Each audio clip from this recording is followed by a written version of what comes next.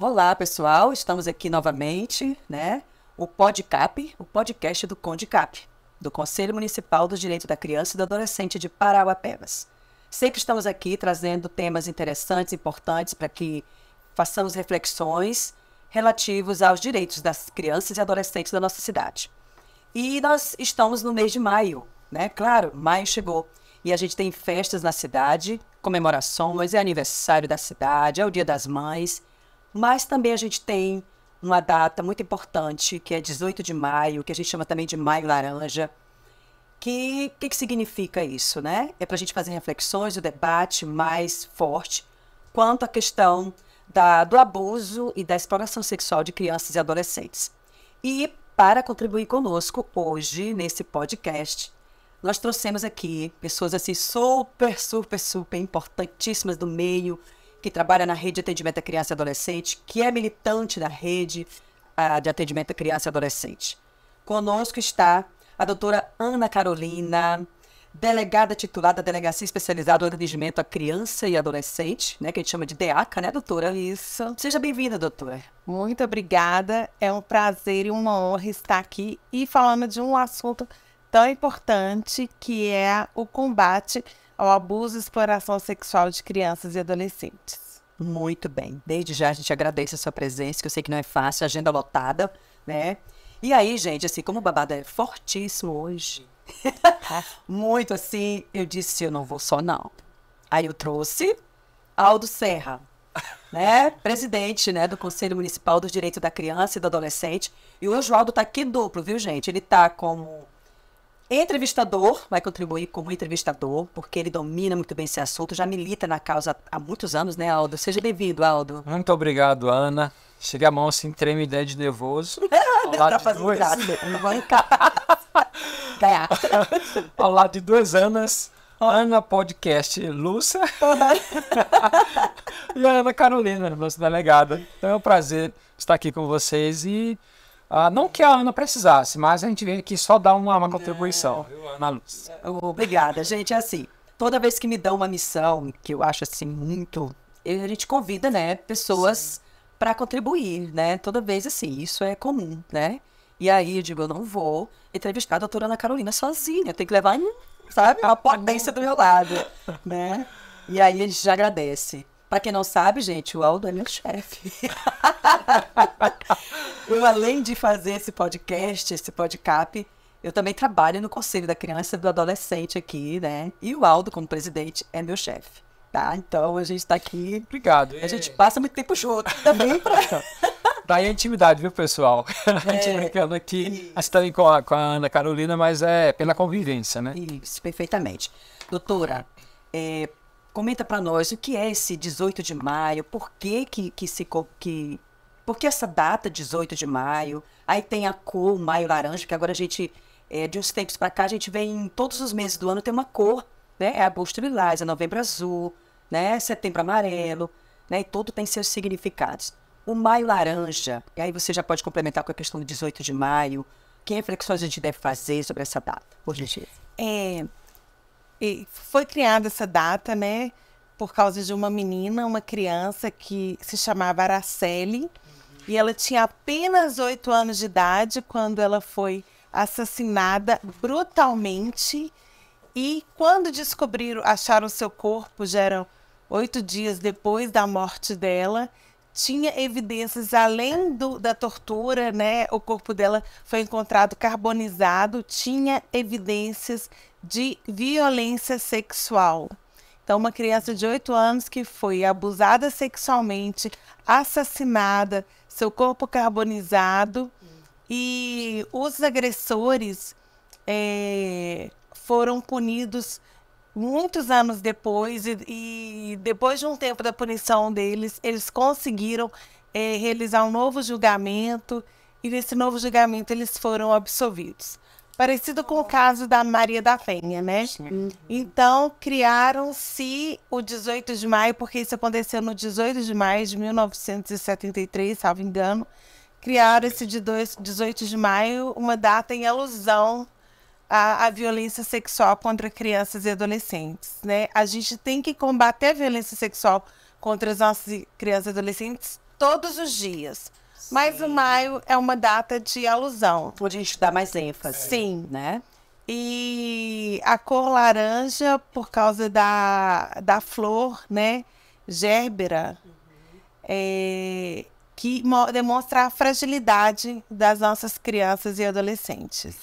Doutora, já aproveitando essa deixa a respeito do caso da menina Araceli, de fato aconteceu em 1973, e aí hoje, em pleno 2023, completam-se então 50 anos, né?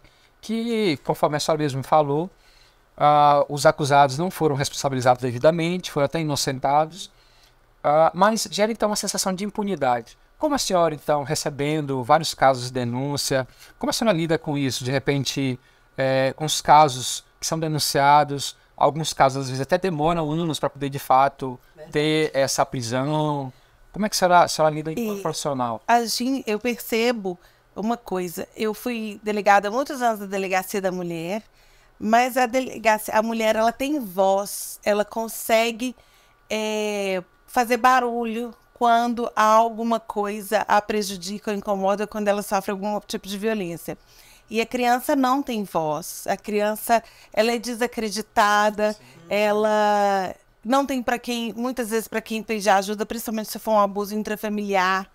Então, esses casos onde não ocorre, de fato, a condenação, traz uma tristeza muito grande para a gente, porque é como se fortalecesse, empoderasse o agressor, né? Uma criança o caso, quando chega à delegacia, muitas vezes essa criança já sofreu abuso por muitos anos. E aí? E esse agressor continuar em liberdade?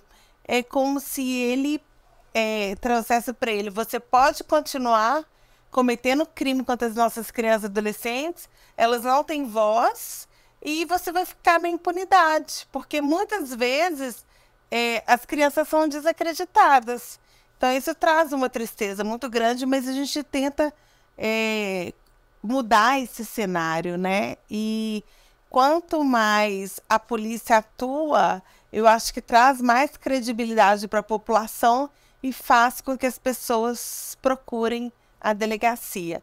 Falam que apenas 10% dos abusos sexuais, das violências sexuais, são notificadas. Então, assim, se o número real o número que chega para nós é assustador, imagina o giro real, que é muito maior do que ele, né? Não tem a denúncia, não tem, você não fala, porque a gente falou sobre isso na entrevista aqui com o secretário, né? E a técnica da rede de assistência. Isso, falamos justamente disso. Que a família não dá crédito para a criança que está falando, e a gente deu muita ênfase nisso. Dê crédito, né? A Débora falou muito isso. Ouça o que a criança está dizendo, dê crédito para ela. Vamos investigar, se não for, pronto, mas tem que dar crédito. Sim. Pela experiência, né? A criança geralmente não inventa esse tipo de situação. Adolescente também não. Então, pode até ocorrer em menos de 1%, pelo que a gente observa nos dados, é isso, doutor? Não é nem pela experiência. A literatura, a psicologia diz: a criança não mente que foi abusada sexualmente. Se ela mentir, foi porque alguém mandou ela mentir, contar. Mas quando ela mente, ela não consegue segurar aquela mentira. Então, assim, ela não passa, aquela mentira não passa para frente. Rapidamente, ela conta a verdade. Criança não mente. Quando uma criança, o corpo fala de várias formas, mas a criança verbaliza, é o último suspiro, pedido de socorro dela, realmente é a verbalização. Até ocorrer a verbalização, o corpo dela já sinalizou de várias formas aquele abuso sexual. E além dela não mentir, a criança, ela se sente muito culpada por aquilo que está acontecendo. Porque, normalmente, os abusadores, eles falam: se você contar para alguém, vai ser preso, vai ficar sem família, ou ninguém vai acreditar em você. Então, elas sentem uma culpa muito grande. Então, é um recado que eu dou: criança não mente que foi abusada sexualmente. Doutora, aí já, assim, e o que deve ser feito diante da suspeita? Observou, suspeitou. Suspeitou. Assim, a criança, gente, emite muitos sinais.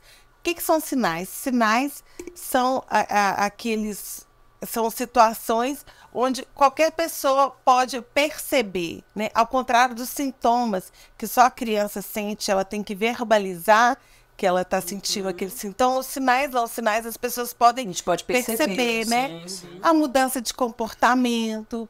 Algumas crianças ficam mais agressivas, introspectivas, ficam medrosas, começam a prejudicar a escola, rendimento escolar, né?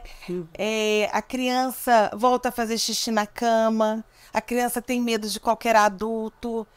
São vários sinais que o corpo da criança emite. E aí a gente precisa de ficar muito atento com os nossos filhos, com as mudanças de comportamento que eles têm. Mas mais importante do que isso, gente, é uma coisa chamada educação sexual. Ótimo. A educação sexual para criança e adolescente, ela está num lugar e a sexualidade em outra. Então, a educação sexual para criança e adolescente não se confunde de forma nenhuma com sexualidade. A gente não vai ensinar uma criança sobre sexo. A gente vai ensinar uma criança sobre as partes do corpo dela, né? Sobre a proteção que ela deve ter também com o corpinho dela. Quem deve tocar? Gente, a primeira coisa, né? Ensine seus filhos a nomearem os órgãos sexuais deles. Ensine que a menina tem vulva, o menino tem pênis. Pode até dar palavras mais carinhosas, mas ensine eles a nomearem. Ensine que só a mamãe, o papai ou a vovó, quem é a rede de apoio, pode tocar. E tocar para quê? Para lavar ou para passar remédio. Sim. Essa falta de informação, ela prejudica muito no que diz respeito à proteção mesmo, né? A gente percebe crianças que não são informadas, que não têm essa informação em casa, e quando se percebe diante de um abuso, isso já ocorreu durante muitos anos. Muitos anos. Sabe? É como a gente, nas escolas, e quando fala claramente sobre o tema, a gente percebe ali crianças que são vítimas e que não sabiam. Sim, e ela vai descobrir 3 anos depois, 4 anos depois, às vezes quando ela chega na adolescência, ela já está abusada desde a infância e vai ocorrer na adolescência. Por isso que eu sou super a favor de as escolas ensinarem educação sexual, e eu repito que educação sexual não se confunde com sexualidade. Aí muitas pessoas falam, mas esse é trabalho dos pais. Gente, mas nós temos estatística de que mais de 80% dos abusos sexuais ocorrem dentro de casa. Então, por que vocês acham que o pai, que é interesse do pai, do padrasto, do avô ou de qualquer outro abusador, ensinar educação sexual, ensinar aquela criança a se proteger, não é interesse dele. Então, se as escolas não assumirem esse papel, as nossas crianças vão permanecer desprotegidas. É verdade. Eita, então, e assim, doutora, o que configura, então, um abuso ou uma exploração sexual? A diferença de um para o outro? Abuso sexual é para a pessoa satisfazer a própria lasciva. E a exploração, satisfazer o interesse próprio. A exploração sexual para satisfazer o interesse de outro e tem a monetização, né? A mercadoria, o dinheiro envolvido. Então, o abuso, nós temos várias espécies de abusos sexuais. Temos abusos sexuais com toque, abusos sexuais sem toque, né? Abusos sexuais presenciais e abusos sexuais online. Então, nós temos... Comum agora, né, também. Sim, nós temos uma série de abusos sexuais. Então, primeira coisa, ensinar, nomear as partes íntimas, ensinar que só rede de proteção o médico pode tocar para lavar ou passar remédio e, principalmente, não existe segredo entre adultos com crianças ou adolescentes. Então, gente, qualquer toque, a gente sabe, a criança sabe o que é um toque de carinho e o que é um toque que fere a dignidade sexual dela. Ela sabe, ela sente. E mostrar para ela que qualquer toque que traga um constrangimento para ela, que traga um incômodo para ela, que ela tem que contar para um adulto imediatamente. Reforçando essa parte, para as pessoas que não compreendem que há abuso, mesmo que não haja penetração, então, só refazendo então a sua fala.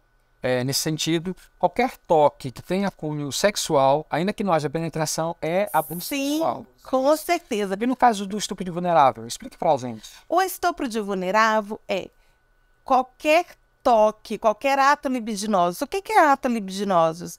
É tocar nas partes íntimas, é tocar nas partes privadas, porque, por exemplo, temos partes do nosso corpo que não são partes íntimas, mas são partes privadas nossas, né? Observação. Então, tocar nas nossas partes privadas, coxa, por exemplo, né?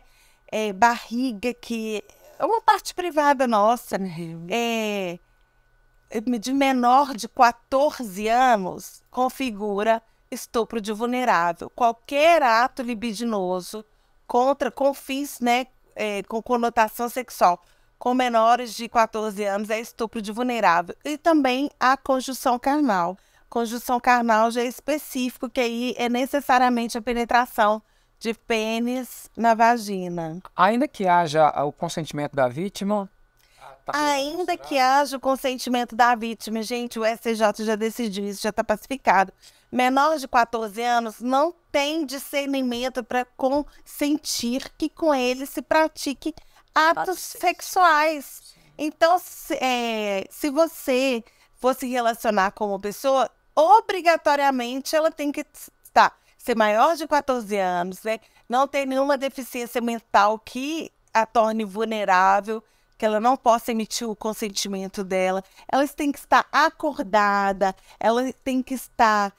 não pode estar embriagada. A gente teve, né, tem casos desses em programas, reality show, onde a mulher está completamente embriagada e a pessoa tem algum relacionamento com ela, íntimo. Então, tudo isso é configurado estupro de vulnerável.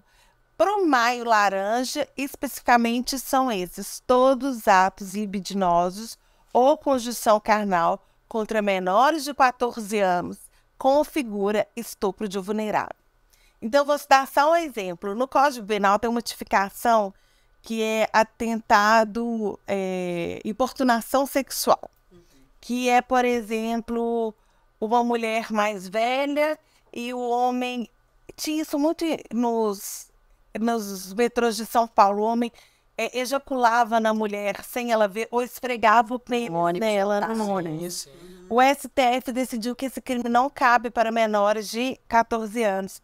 Não seria importunação sexual, e sim estupro de vulnerável, que é uma forma da gente proteger ainda mais as nossas crianças e adolescentes. Olha, doutora, você falando aí no toque, aí eu trouxe esse livro. Tá pegando isso? Então, Não Me Toca, Seu Boboca. Esse livro, gente, eu recomendo, tá? Vocês podem... É da Fundação Abrinq, tá? Aí os pais ou criança e adolescente pode ler, adquirir para os seus filhos. Eu dei um livro desse para minha sobrinha de 5, 6 anos. Ela leu todo, junto com a mãe. E ela, esse ano, na escola que ela está agora, ela percebeu uma situação com uma coleguinha no banheiro. Ela chegou em casa, pegou o livro, correu e... Mamãe, sabe essa história aqui?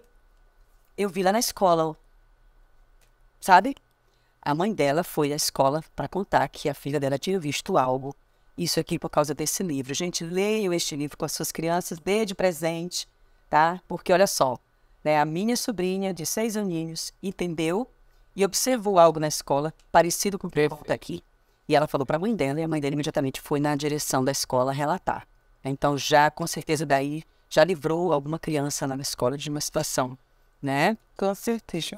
Eu vou tentar aproveitar o momento A autora desse livro, Não Me Toca Sobre o Boca, ela estará conosco nos próximos dias 25 e 26, que é a Andréa, tem um nome assim, Andréa Viviane, se eu não estiver enganado, Thalmann. Andréia Viviana. Pronto, exatamente ela. Isso. Ela estará conosco exatamente no seminário relacionado a esse tema, no dia 25 e 26. E é importante, de fato, a gente se atentar a literaturas como essa. Inclusive, o próprio CONDCAP, há um tempo atrás, acho que 2, 3 anos atrás, adquiriu uma quantidade Deixa na delegacia. deixando na delegacia, nas escolas, exatamente com esse objetivo, né? De Como proteger. como proteger. Exatamente. Abuso sexual. Muito bem. Doutora, assim, como a criança pode enfrentar as ameaças, a questão de calar, que ela não pode falar, que ameaça. Como é que essa criança, de repente, que conselho, de repente, tem uma criança nos assistindo, adolescente, ou os pais também, para orientar? Assim, a criança, coitada, ela tem que ser protegida, ela não tem que enfrentar nada. A criança tem que ser protegida de todas as formas. O que a gente orienta? Gente, conversem com os seus filhos. A partir de que idade eu começo a conversar com meu filho sobre proteção de violência sexual? Gente, a partir do nascimento. Nós temos aí... outro dia tivemos uma criança recém-nascida, abusada sexualmente pelo pai, que foi morta. Não tivemos? Eu acho que foi o estado do espírito, eu não lembro qual estado. Mas tivemos. Quando que as nossas crianças começam a ser abusadas sexualmente? Desde que elas nascem. Nós temos relatos de crianças recém-nascidas que foram abusadas sexualmente e, inclusive, vieram a óbito. Então, assim, nunca é cedo demais para começar. Nunca é cedo demais, mas também nunca é tarde. Se você não começou, comece agora a falar sobre proteção com sua criança. Então, a primeira coisa, ensinar para sua criança que você acredita nela. Você acredita, a mamãe acredita. Não existe segredo entre adulto e uma criança, não pode existir. Olha, a mamãe confia em você e a mamãe acredita em tudo que você contar para a mamãe. Fale para os seus filhos que você acredita neles. E, de fato, você tem que acreditar. Porque a criança não mente sobre isso, né? Então, ensinar para sua criança que não existe segredos e ensinar a sua criança, gente, que no momento onde ela estiver com um adulto e que ela se sentir desconfortável e ela sentir que alguma coisa... que mesmo que ela não saiba nomear aquela coisa, mas que alguma coisa está acontecendo que está fugindo do controle, que ela grite, que ela peça socorro. Dê sinais. Dê sinais, grite, peça socorro. Você percebeu, não espere algo pior, né? Algum sinal de desconforto, grite. O meu irmão até fala assim que eu sou um pouco exagerada e que eu passei isso para minha mãe e minha mãe ensinou para minha sobrinha, e uma vez a minha sobrinha saiu da terapia e uma outra criança entrou na terapia e ela ficou na presença de um homem, sozinha, ela esperando na salinha, né, no rótulo. E na hora que ela viu ela com o homem, ela teve uma sensação de pânico tão grande que ela começou a gritar. E eu falei, graças a Deus, ela ficou como foi, ela começou a gritar. Graças a Deus, é um absurdo deixar uma criança esperando. Não são as crianças que esperam a gente. Somos nós que esperamos os nossos filhos na escola. Perfeito. Nós que esperamos eles terminarem as consultas. Nós que esperamos eles terminarem as terapias. Não são eles que nos esperam. Né? Nossa, doutora, isso é... E aí, ela entrou num pânico e gritou. E eu falei, isso é maravilhoso. Ela aprendeu que ela não deve ficar sozinha com pessoa desconhecida. E que qualquer situação que ela sinta que aquilo não está normal, grite, saia correndo, peça socorro. Doutor, agora falando sobre essa questão dessa relação de confiança. Em regra, de fato para haver essa relação entre os pais, né, com os filhos, mas tem algumas situações que mesmo tendo indícios muito fortes e que há evidências, na verdade, a gente percebe ainda algumas mães, né, talvez por uma situação de relação de dependência financeira, outra emocional, enfim, elas preferem que essa adolescente ela saia de casa, ela vá para casa de um outro familiar, ou enfim, mas ela protege, de certo ponto, esse acusado, esse abusador, né? A senhora encontra diversas situações nesse sentido, né? Sim, são os casos mais sensíveis. Quando ocorre um abuso intrafamiliar e a mãe não acredita porque não acredita, não acredita porque ele não é capaz. Ela fala assim, ele não é capaz.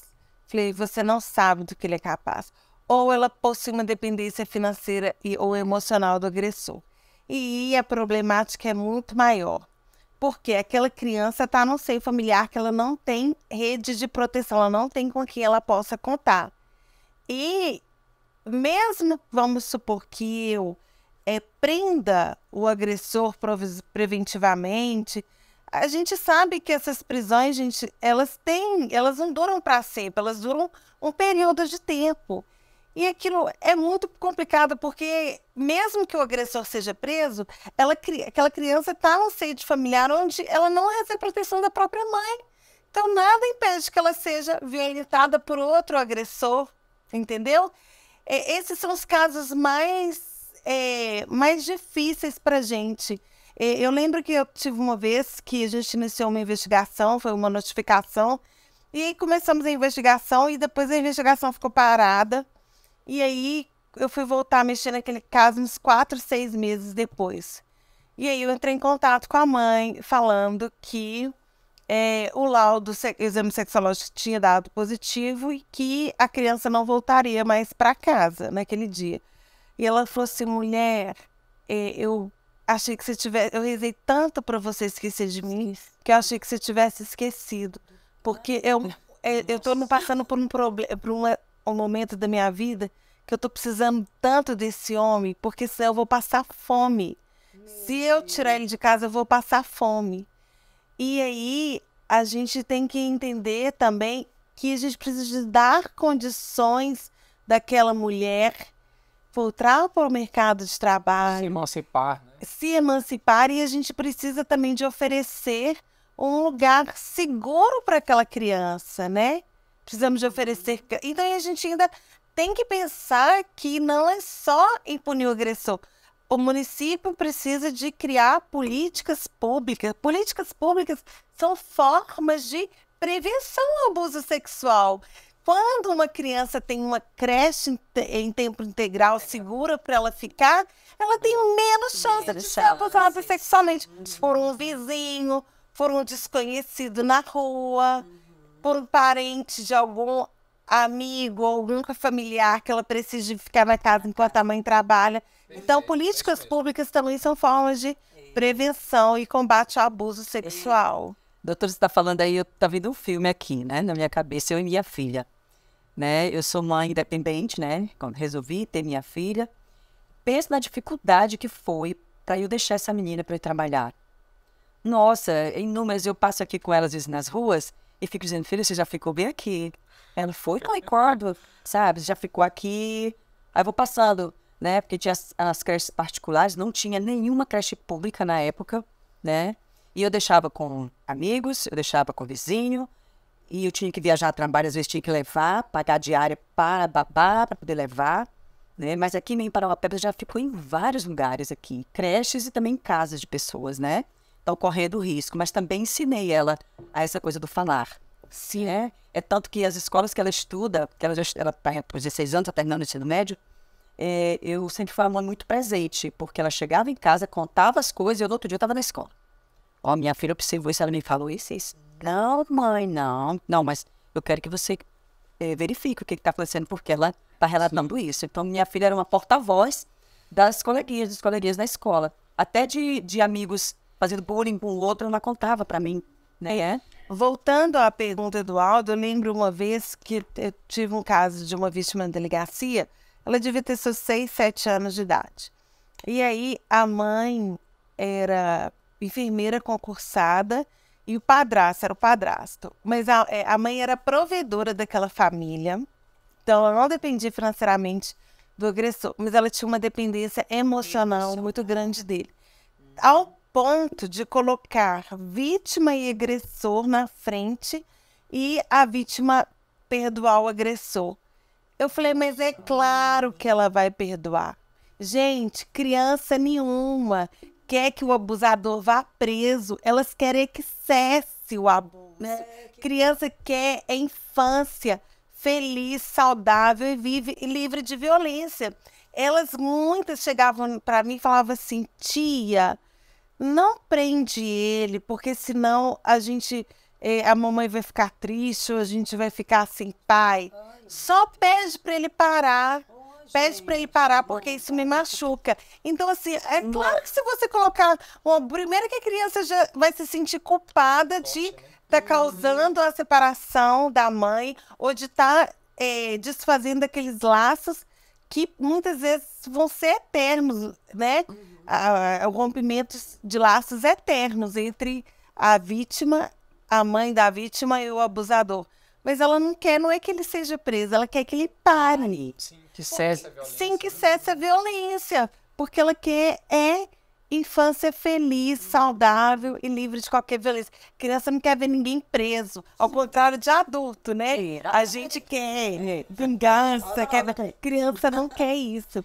Então, esses casos, Aldos, para mim são os mais difíceis. Por quê? Porque mesmo que eu prenda aquele agressor, eu sei que é uma criança que está propícia a ser abusada de novo. Porque ela não tem rede de proteção dentro da própria casa dela.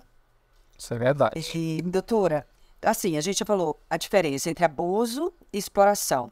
Diante da sua experiência, o que mais acontece aqui em Parauapebas? É mais o abuso ou mais a exploração? Mais o abuso sexual. Aqui em Parauapebas, e muito abuso sexual intrafamiliar. Aquele que ocorre dentro de casa, dentro da família, que é o padrasto, é o pai, É o tio, o irmão, o avô. Ah, mas só homem que abusa? Não. Mulher também.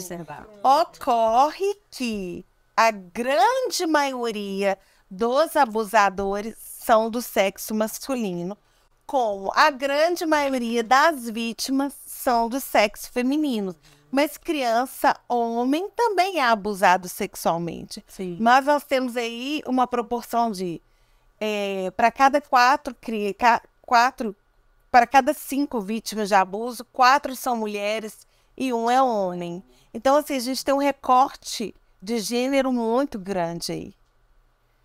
E os abusadores, a grande maioria são homens. As vítimas são as mulheres e a grande maioria dos abusadores são homens. Essa seria, então, a minha próxima pergunta, mas você antecipou.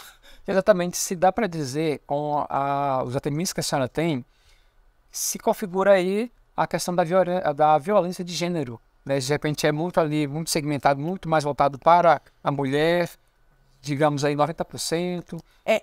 Eu acho que 76% das vítimas são mulheres e 24% homens. Temos aí uma questão também que é o preconceito, né? E até cultural, né? É cultural, que se o meu filho foi abusado sexualmente, ele vai ser homossexual. Gente, não tem nada a ver. E aí a própria criança tem vergonha ou medo de expor isso e ter a sua sexualidade, né? Duvidada, questionada. E aí temos essa problemática também dos meninos revelarem que estão sendo abusados sexualmente. Agora, Ana, as 2 Anas, né? É interessante essa questão, que a menina, se ela começa a se envolver, ainda que sexualmente, muito cedo, a sociedade tem muitos predicados, muitos nomes aí em relação a ela, que não cabe aqui citar. Agora, se é o menino com os 12 anos, o pai mesmo, de repente, não, esse aqui meu filho é macho, ele sabe, vai ser o homem. E aí ele pergunta assim, quantas namoradas você tem? Eles perguntam assim, quantas namoradas? Enquanto que pra menina, não, ainda não. Gente, um adolescente de 13 anos que iniciou a sexualidade dele, menino, ele tá sendo vítima de estupro, de estupro de vulnerável. Mas gente, ele tá sendo vítima, ele tem que ser tratado como vítima.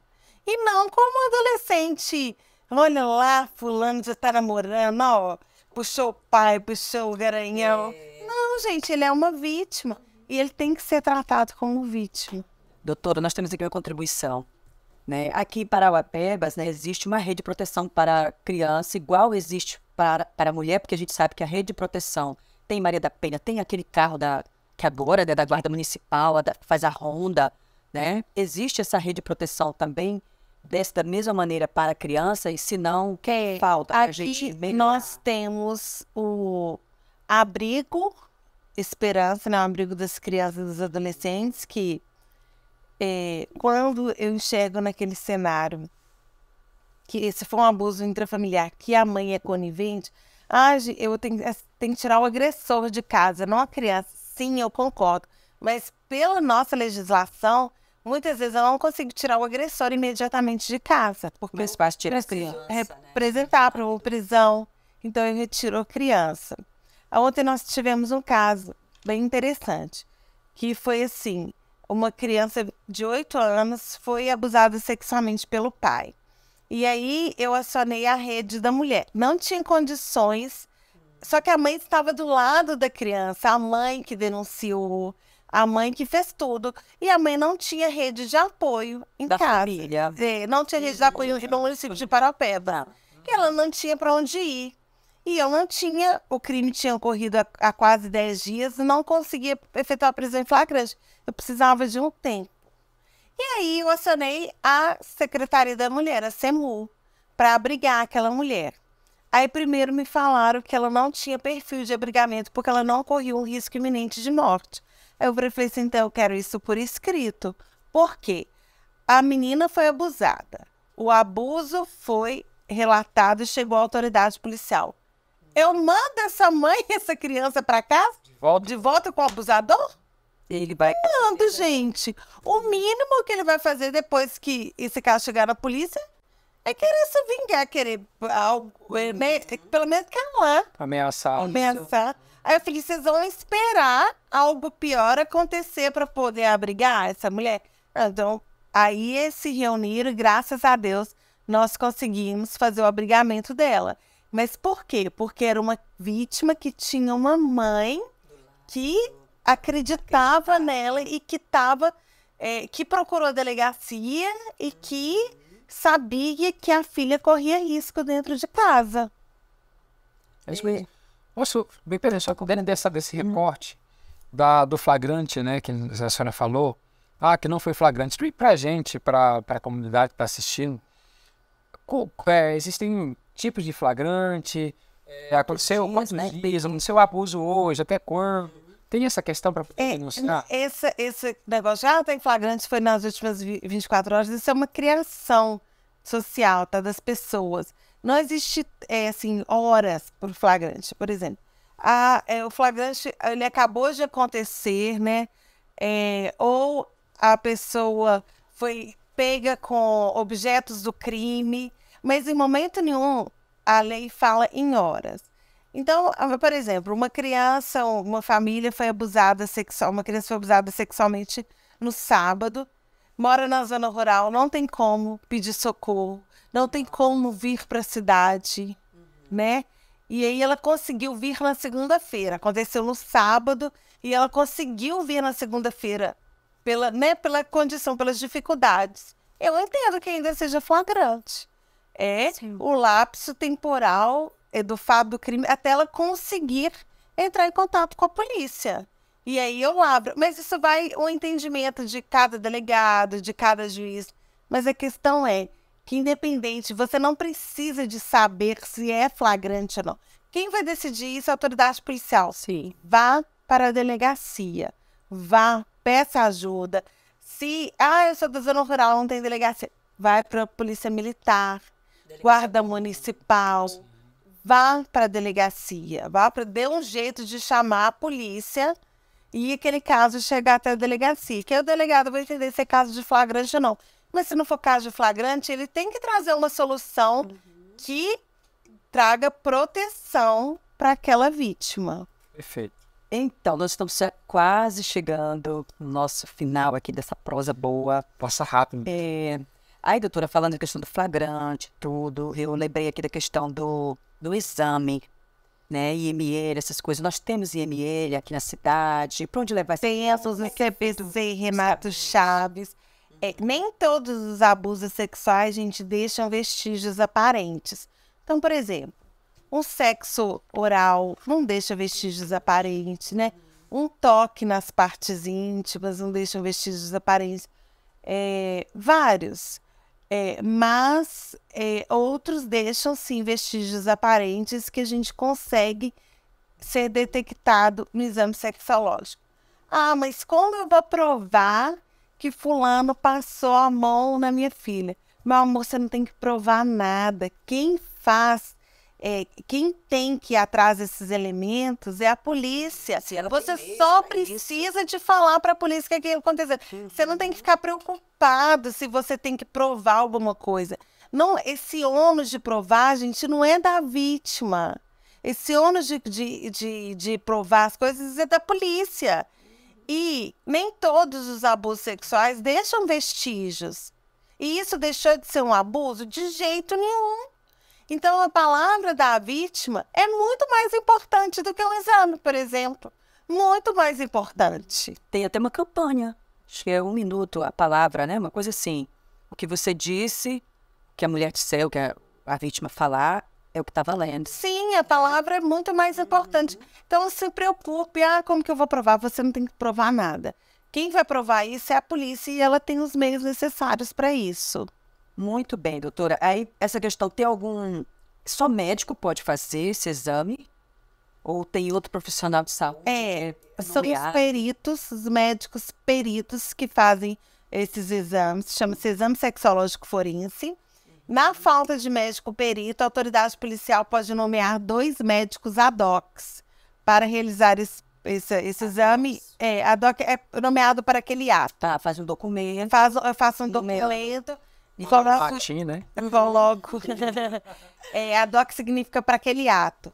Eu coloco os quesitos que eu quero que ele responda e 2 médicos podem realizar. É porque eu já trabalhei em um município que não tem. Esse bem pequenininho não tem. Aí a autoridade policial autorizava, os médicos ficavam brigando, dizendo que não ia fazer, só se viesse o documento de minha nossa, vamos embora atrás desse documento.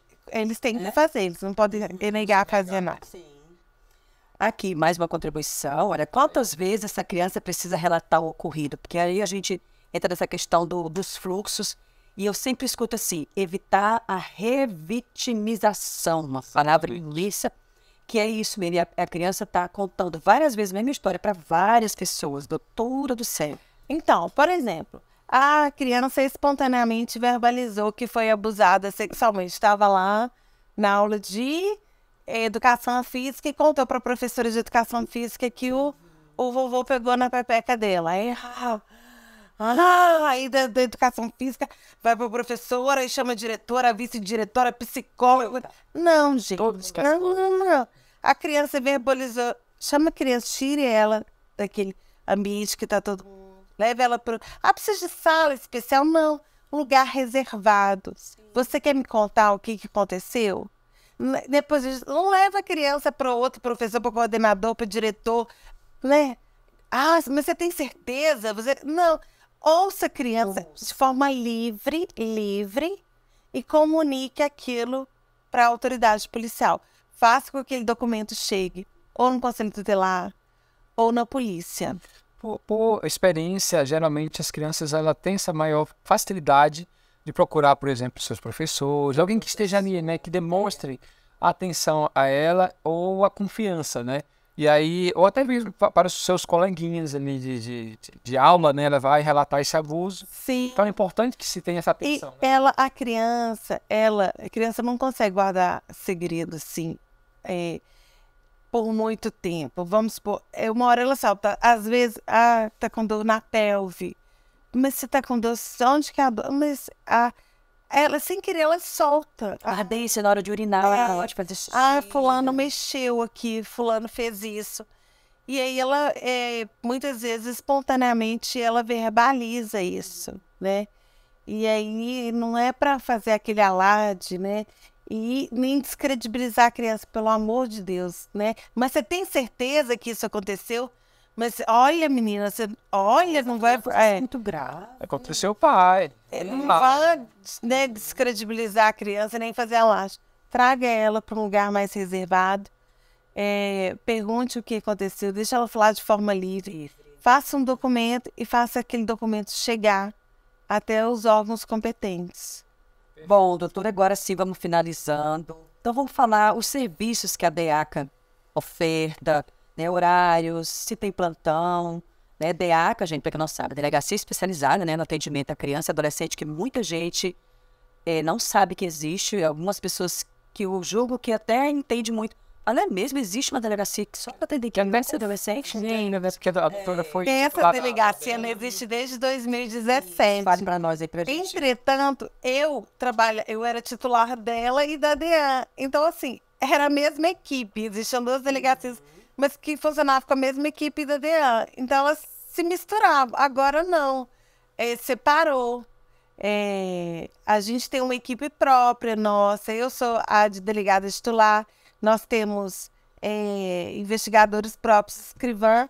E uma novidade, ela funciona 24 horas por dia, 7 dias da semana. Pronto. Ela funciona na Avenida J, número 24, bairro Jardim Canadá, no prédio do Parapaz. Que fica ali por trás da delegacia. Por trás da 20ª seccional.